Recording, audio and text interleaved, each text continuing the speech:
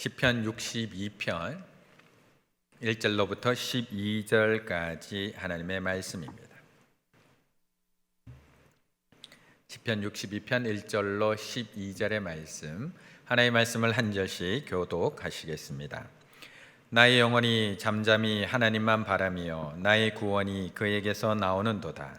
오직 그만이 나의 반석이시요 나의 구원이시요 나의 요새이시니 내가 크게 흔들리지 아니하리로다. 넘어지는 당과 흔들리는 울타리 같이 사람을 죽이려고 너희가 일제히 공격하기를 언제까지 하려느냐. 그들이 그를 그의 높은 자리에서 떨어뜨리기만 꾀하고 거짓을 즐겨하니 입으로는 축복이요 속으로는 저주로다.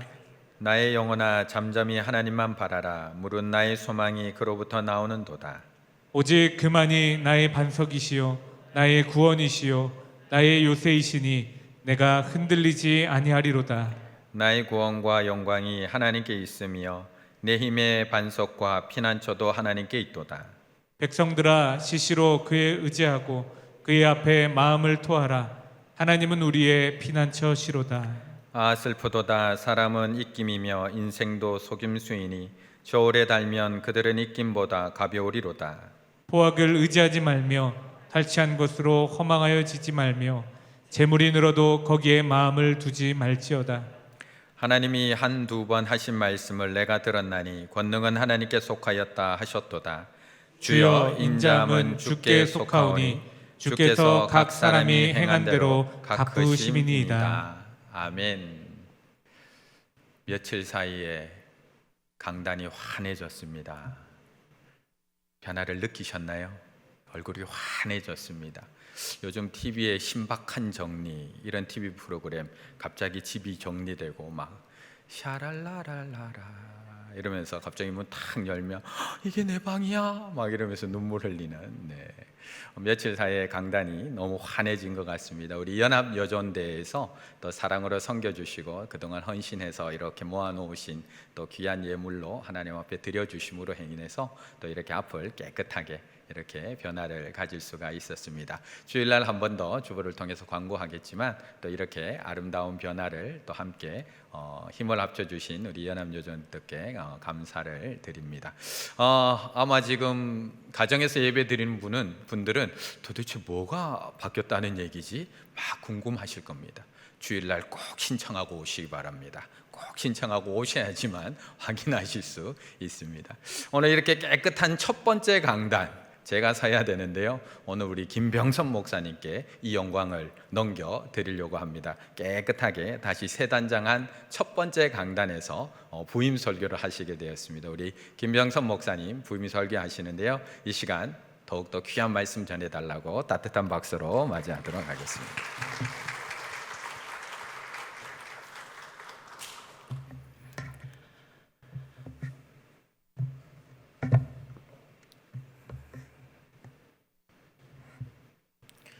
할렐루야. 네, 방금 초대받은 김병섭 목사입니다. 이렇게 좋은 교회, 그리고 멋진 성도님들과 또 좋으신 교육자들이 계신 이런 교회에서 함께 사역할 수 있어서 참 영광이고 감사드립니다. 들어교회 불러주신 우리 박상현 담임 목사님을 비롯해서 당연 장로님들께 감사하다는 말씀을 먼저 전해드립니다. 처음이란 것은 참 두려운 것 같습니다. 많이 떨리고요. 지금 이 자리에서 하나님의 말씀을 선포한다는 떨림보다 새롭게 꾸민 강대상에서 처음으로 해야 한다는 이 부담감이 좀 제 몸을 좀 괴롭히는 것 같습니다.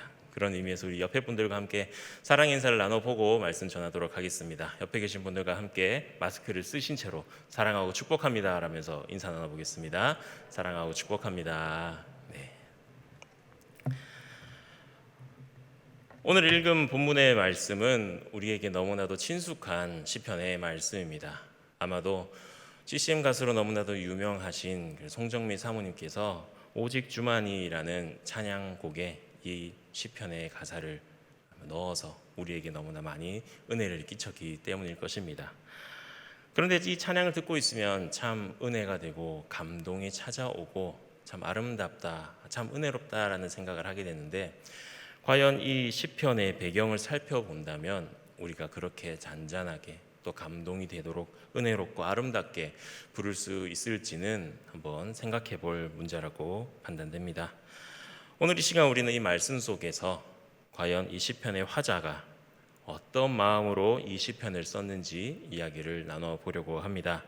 그리고 나의 영혼이 잠잠히 하나님을 바라는 것, 그것이 무슨 의미인지에 대해서도 1절과 6절을 중심으로 이야기를 나눠보려고 합니다.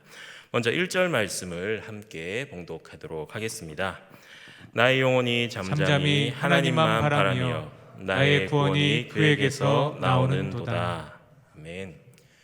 많은 많은 구약학자들이 이 시편의 종류를 구분하여서 어떤 시다라고 이야기를 합니다.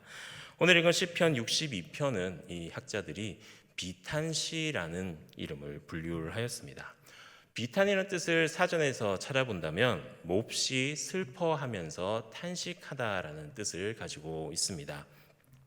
그러니까 비탄시는 몹시 슬퍼하고 탄식하는 그러한 화자의 마음을 표현하고 노래한 시라고 볼 수가 있습니다. 이 시편의 표제어를 보면 다윗의 시라고 되어 있습니다.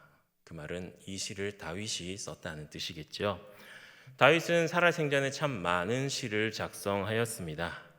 그 시를 적을 때 자신이 처해 있는 상태, 그리고 자신이 느끼고 있는 그런 감정의 상황들, 그런 것들을 노래로, 시로 표현하여서 우리에게 남겨주었습니다. 그런 것들을 표현하면서 하나님께 자신의 신앙을 고백하고 있습니다. 특별히 오늘 읽은 본문인 62편은 다윗이 압살롬의 반역으로 인하여서 요단 동편인 마하나임으로 피신하였을 때 지은 시라고 많이들 추정하고 있습니다. 다른 사람도 아닌 자신의 아들이 자기를 죽이려고 오는 이러한 상황 속에서 다윗은 어떤 마음을 가지고 하나님을 바라봐야 한다고 고백하고 있었을까요? 그리고 여러분들이라면 이런 상황 속에서 어떠한 고백을 하나님께 올려드리실 수 있겠습니까? 우리가 세상을 살아가다 보면 참 많은 어려움과 고난을 만나면서 살아갑니다. 그럴 때 대부분 어떻게 해결을 하는지요? 세상의 사람들은 그런 상황 속에서 자신들이 가지고 있는 돈, 그리고 권력, 지식, 인맥, 혹은 세상의 법정의 힘을 빌어 아니면 또 다른 사람의 도움을 받아서 그런 것들을 해결하곤 합니다. 그리고 그러한 어려움과 고난, 그런 시련을 해결하고 나면 마치 자기가 그것을 이뤄낸 것처럼 우쭐대기도 하고 안심하고 언제 그러한 고난이 나에게 찾아왔느냐는 듯이 다시금 세상 속에서 전과 동일한 모습으로 살아가고 하죠. 그러나 그러한 돈이나 권력이나 지식이나 명예나 인맥, 그런 것들이 아무런 소용이 없을 정도로 큰 고난과 어려움이 찾아왔을 때, 내가 믿고 있던 그 모든 것들이 나의 처한 상황들을 해결해 주지 않았을 때 사람들은 어떻게 행동을 할까요? 모든 것을 포기하고 의욕 없이 살아가고 더 나아가 심지어 스스로 목숨을 내려놓는 사람들도 있을 것입니다. 다윗이 처한 상황이 바로 이러한 상황이었습니다. 다윗은 어떠한 사람이었습니까? 이스라엘의 왕이었습니다. 누구보다도 막대한 부를 누렸던 사람이었고 누구보다도 높은 권력을 가지고 있던 사람이었습니다. 또 누구나 다 우러러보는 명예로운 사람이었습니다. 그런 다윗이 다른 사람도 아니라 바로 자신의 아들에게 쫓기는 도망자의 신세가 되어버렸습니다. 왕이었던 자신의 그 지위와 권력은 도망치는데 아무런 소용이 없었습니다. 자신의 처지는 한없이 낮아지고 깎여져서 그동안 누리던 부와 명예, 그것들도 아무런 도움이 되지 못하였고 아무런 쓸모가 없어진 그러한 상태, 자신이 지금까지 믿고 의지하던 그 모든 것들이 아무런 도움이 되지 못하는 그러한 상태, 그런 상태가 되었을 때 다윗은 오늘의 시편의 고백처럼 하나님만 바란다라고 고백하고 있는 것입니다. 여러분들은 어떤 상황에 처했을 때 하나님을 바라보시는지요? 내가 진심으로 하나님을 바라는 그러한 상황, 그런 상황은 과연 어떠한 상황일까요? 아무런 걱정이 없고 나의 삶이 너무나도 평안한 삶이 계속되고 있고, 내가 하는 일이 너무나도 잘 되고, 내 주변에 내가 의지할 것들이 너무나도 많이 있고, 내가 바라볼 수 있는 것들이 너무나도 많이 있으면 과연 내가 하나님을 바라볼 수가 있을까요? 내가 돈도 많고 육체도 건강하고 의지할 것이 많으면 물론 하나님께 감사하겠죠. 그런데 그게 끝 아닌가요? 하나님, 내가 가지고 있는 것이 참 많게 해주셔서 감사합니다. 나의 환경이 너무나도 잘 풀려서 감사합니다. 하나님, 요즘 너무 좋은 것 같아요. 감사합니다. 그러고는 끝이지요. 그러고는 다른 사람들과 마찬가지로 똑같이 세상 속에서 살아갑니다. 하나님을 믿지 않는 자들과 마찬가지로, 다시 말해 내가 살아가는데 하나님을 바라는 이유가 없는 그러한 삶을 살아가게 됩니다. 이 시편은 그러한 상황 속에서 쓰여진 그런 시편이 결코 아닙니다. 오히려 너무 위험이 커서 아무것도 나에게 도움이 되지 않았을 때에 오직 할 수 있는 것이라곤 하나님만 바라보는 것만 할 수 있는 그러한 상황입니다.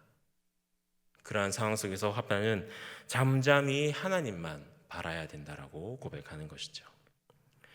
여기서 잠잠이라는 말은 히브리어로 뚜미아라는 단어로 설명할 수가 있습니다. 침묵, 고요함이라는 뜻을 가지고 있는데, 그 뜻을 넘어서 체념하다, 포기하다라는 뜻도 가지고 있습니다. 그냥 고요하게, 조용하게 아무 소리 들리지 않게 있는 그런 느낌이 아니라, 내가 너무나도 힘들고 지쳐서 소리를 지를 수 있는 힘조차 없는 상황, 모든 것을 다 포기하고 체념하여서 엎드려진 상황, 자포자기한 그러한 상황 가운데서 느껴야 한다는 것입니다. 너무나도 힘이 들어서 이제는 입도 뻥끗할 힘조차 없는, 눈물 한 방울조차 흘릴 그런 여력조차 없는 그러한 상황 속이라는 거죠. 나의 몸은, 내가 할 수 있는 것은 아무것도 없는 상황이기 때문에 내 영혼이 잠잠히 하나님만 바랄 수밖에 없는 그러한 상황이다라고 고백하고 있습니다. 이 상황은 끝까지 간 상태, 속된 말로 갈 때까지 간 상황이라고 볼 수가 있죠. 더 이상 어떻게 할 수 없는 상태. 그럴 때 우리는 과연 하나님만 바라볼 수 있겠습니까?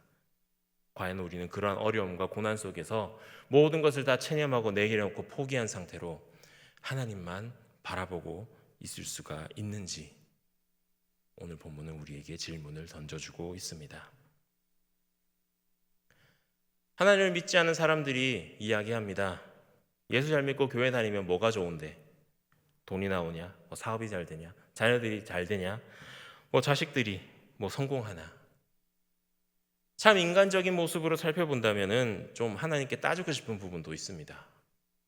예수 잘 믿어서 세상 사람들이 부러워할 만한 삶을 살아가게 된다면 참 얼마나 좋을까요? 사람들이 큰 소리도 치고, 나 예수 믿어서 이렇게 성공했다, 나 예수님 믿어 교회 열심히 다녀서 이렇게 돈도 많이 벌고 자식들 성공하고 건강도 회복되고 모든 것이 다 잘 된다, 그러니까 너도 예수 좀 믿어라, 교회 나와라, 이렇게 얘기한다면 전도도 참 쉽고 얼마나 좋겠습니까? 하나님께서는 참 나에게 그런 환경을 좀 만들어 주시고 나에게 그러한 여력을 좀 허락해 주신 뒤에 믿어라, 복음을 전해라, 그런 얘기들을 해 주셨으면 참 좋을 텐데, 아무런 상황이 없는, 아무것도 없는 상황 속에서 그저 하나님만 바라봐야 된다, 이런 말을 하면 과연 하나님이 어디 있는데? 라는 질문을 할 수도 있는 것이죠. 그런데 또 한번 생각해 본다면, 우리는 하나님을 찾을 때 우리의 삶이 풍요롭고 좋을 때는 하나님을 잘 찾지 않는 모습을 발견할 수가 있습니다. 하나님을 찾더라도 잠깐의 감사의 기도, 하나님, 잘 됐네요, 감사합니다, 그렇게 잠깐 주님 안에서 기뻐하고 즐거워하고 금방 하나님을 잊어버리죠. 하나님, 저 왜 이렇게 잘 돼요? 저 왜 이렇게 좋아요? 왜 이렇게 기쁘죠? 왜 이렇게 행복하죠? 저 이렇게 행복해도 되나요? 저 이렇게 잘 나가도 되나요? 너무 좋은데 어떡하죠? 라면서 한순간 한순간 매 순간마다 하나님께 감사하고 기도하고 이야기하면서 살아가는 사람이 과연 어디에 있을까요? 그런데 그 반대의 경우를 생각해 본다면, 조금만 우리의 삶이 힘든다면, 조금만 우리의 일이 풀리지 않는다면 우리는 언제나 하나님을 원망하고 하나님께 질문 던집니다. 왜 이런 거죠? 왜 나에게 이렇게 힘들게 하시나요? 왜 일이 이렇게 풀리지 않나요? 그런데 이게 되게 어이없는 상황입니다. 내가 좋고 정말 내가 잘 되었을 때, 내가 정말 감사할 거리들 참 많았을 때, 그럴 때는 하나님을 잘 찾지 않고 그냥 누리기 바쁘고 혼자 그것을 소유하려고 한다는 거죠. 사랑하는 성도 여러분, 우리의 삶이 너무나도 잘 되고 내가 너무나도 은혜로울 때에도 하나님만 바라볼 수 있는 여러분들이 되시기를 간절히 소원합니다. 이렇게 하나님을 바라보는 훈련이 되어 있지 않으면 그럴 때 하나님을 바라보면서 하나님께 감사하면서 찬양을 올려드리는 그러한 우리 삶이 되어 있지 않는다면 우리의 삶은, 우리가 믿는 믿음은 결국 하나님을 원망하는 믿음밖에는 되지 않는 것입니다. 그래서 오늘 본문은 우리에게 도전을 던져주고 있습니다. 여러분들은, 또 저는, 그리고 우리는 모든 상황 속에서 잠잠히 하나님만 바라볼 수 있는가? 이렇게 하나님을 바라보아야 하는 그 이유가 무엇일까요? 1절 말씀에 그 이유가 나옵니다. 바로 나의 구원이 그에게서 나오는 것이기 때문이라고 하자는 고백하고 있습니다. 나의 구원, 그러니까 나의 구원이 그에게서 나온다. 그것은 그분이 나의 구원을 주시는 분, 구원의 원인이신 분, 구원을 제공하는 분이라는 뜻이겠죠. 그런데 이러한 고백은 다음에 등장하는 2절에 더욱더 깊은 고백으로 변화가 되게 됩니다. 함께 2절 말씀을 읽어보겠습니다. 오직 그만이 나의 반석이시요 나의 구원이시요 나의 요새이시니 내가 크게 흔들리지 아니하리로다. 아멘. 오직 그만이, 오직 주님만이 나의 반석이고 구원이다라고 고백하고 있습니다. 1절에서는 구원이 그에게서 나오는도다. 다시 말하면 그는 나에게 구원을 주시는 분이라고 고백하였죠. 그런 고백이 2절에서는 그가 나의 구원이 되신다라고 말하고 있습니다. 이 차이를 우리는 깨달아야만 합니다. 잠잠히 하나님만 바라보다가 처음에는 하나님이란 분이 나에게 구원을 주시는 분이라는 것을 알았습니다. 그런데 여러분, 나에게 무엇인가를 제공해주는, 구원을 제공해주는 분이 중요한가요? 구원이 중요한가요? 당연히 구원이 중요하죠. 1절의 고백으로만 본다면은 하나님보다 나에게는 구원이 중요하다라고 볼 수가 있습니다. 그런데 그러한 고백이 2절에 가면 아예 그분이 나의 구원이 되어 주셨다라고 고백합니다. 그가 나의 구원이다라고 고백하는 것이죠. 그러니까 이제는 그분 외에는 나에게 구원을 줄 수 있는 분이 없다. 그분 외에는 나에게 구원이란 것이 있을 수 없다라는 고백으로 바뀌게 된 것입니다. 처음에는 하나님은 그저 나에게 구원을 주시는 분인데 다른 누군가가 하나님 대신에 나에게 구원을 준다고 한다면 하나님보다 그분을 따라갈 수 있을 수도 있다는 그러한 고백이죠. 그런 반쪽짜리의 고백이 잠잠히 하나님만 바라고 하나님만 바랐더니 그 누구도 나에게 구원을 줄 수 없는 그분이 나의 구원이 되신다라는 믿음의 고백으로 우리에게 다가오게 되는 것입니다. 바로 잠잠히 하나님을 바라다가 하자가 그것을 알게 되었습니다. 조금 전에 우리가 찬양을 불렀죠. 너 예수께 조용히 나아가 내 모든 짐 내려놓고, 모든 것을 내려놓고 잠잠히 하나님만 바라보게 된다면 하나님을 아는 것에서 하나님을 믿는 믿음으로 넘어가게 되는 것입니다. 하나님이 나에게 구원을 주시라는 것을 안다는 그러한 단순한 상태에서 그분이 나의 구원이 되어 주신다, 그분이 나의 구원이시라는 믿음의 단계로 도달하게 되는 것입니다. 그렇다고 결코 오해해서는 안 됩니다. 이 잠잠이라는 단어에 집착해서 그렇다면 하나님께 소리를 질러서는 안 되겠구나라는 그러한 생각은 하시면 결코 안 됩니다. 그런 뜻이 아닙니다. 그렇다고 또 침묵만을 강요한다라는 뜻으로 받아들이셔도 안 됩니다. 우리가 교회 안에서 신앙생활하고 기도 생활을 하다 보면은 어떤 분들은 소리내서 기도하는 것이 좋다라고 말하는 분도 계시고 어떤 분은 침묵으로 기도하는 것이 좋다라고 말하는 분도 계십니다. 하지만 이것은 좋고 나쁘다, 옳고 그르다의 문제는 결코 아닙니다. 문제가 아니라 그냥 서로 다른 것이죠. 어떻게 기도하느냐, 그런 기도의 형식이 중요한 것이 결코 아닙니다. 내 상태에 따라서는 소리를 지르면서 기도해야 될 때도 있고, 또 어떨 때는 정말 잠잠히 침묵하면서 조용히 기도할 때도 분명히 있는 것입니다. 그런데 소리만 지르기만 한다고 하면 그것도 문제가 되고요. 또 잠잠히 아무 소리 없이 조용히만 있는다고 한다고 해서는 그것도 문제가 되는 것입니다. 한 가지만 고집한다는 것은 어떻게 보면 그것이 나에게 맞고 편하다라는 뜻이죠. 그것이 습관이 되어버렸고 그것이 그냥 익숙한 패턴이 되었다라는 뜻입니다. 그냥 익숙해졌기 때문에 그것을 고집한다는 말로 받아들일 수도 있죠. 그냥 그렇게 해야 내 속이 편하고 뭔가 기도한 것 같이 느껴지기 때문에 그렇게 행동하는 것이죠. 그렇지만 내 영혼의 상태가 어떠한지에 따라서 내 속에 있는 것을 뱉어내야 할 때는 뱉어내야 되고 그것을 삼켜야 될 때는 삼켜야만 하는 것입니다. 그런데 나는 항상 어떤 것만 한다, 그것은 좋지 못한 모습이겠죠.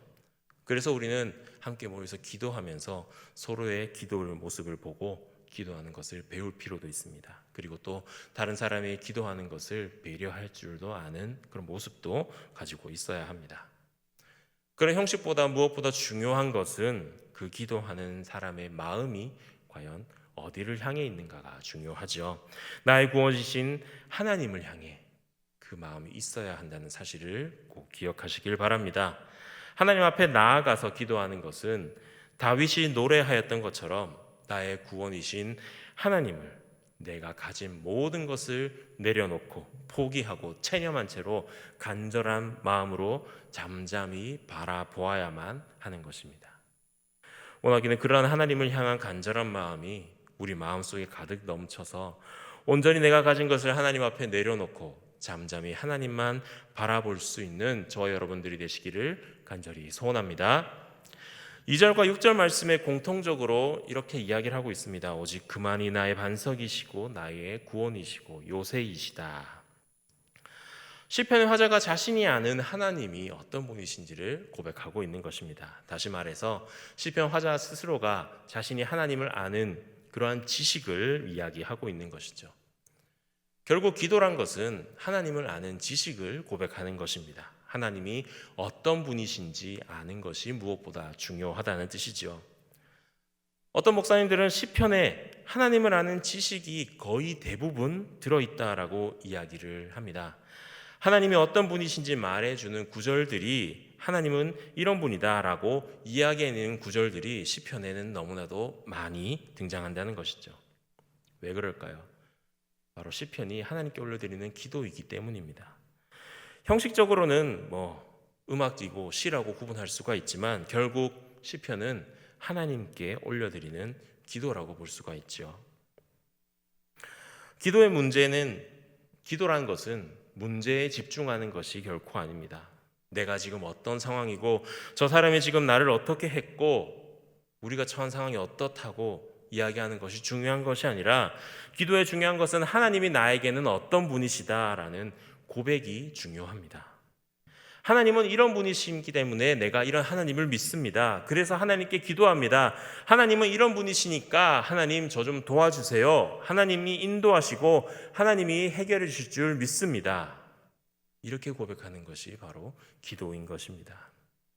그래서 시편은 기도이고 기도는 구하는 내용이 대부분이 되어야 되는 것이 아니라 하나님이 아는 지식이 대부분이 되어야 하는 것입니다. 그렇다면 오늘 우리가 드려지는 기도의 내용도 바뀌어야 하지 않을까요? 하나님이 어떤 분이시라는 것을 고백하는 내용, 내가 만난 하나님은 이런 분이시다, 내가 겪은 하나님은 이런 분이시고 내가 섬기는 하나님은 이런 분이시다라는 신앙의 고백들이 터져 나오는 자리가 바로 기도의 자리라고 말할 수 있는 것입니다. 그런데 이 하나님을 아는 지식이 터져 나온 자리가 때로는 요란하게 터져 나올 수도 있고 때로는 조용하게 나올 수도 있습니다. 중요한 것은 형식이 결코 아닙니다. 내용이죠.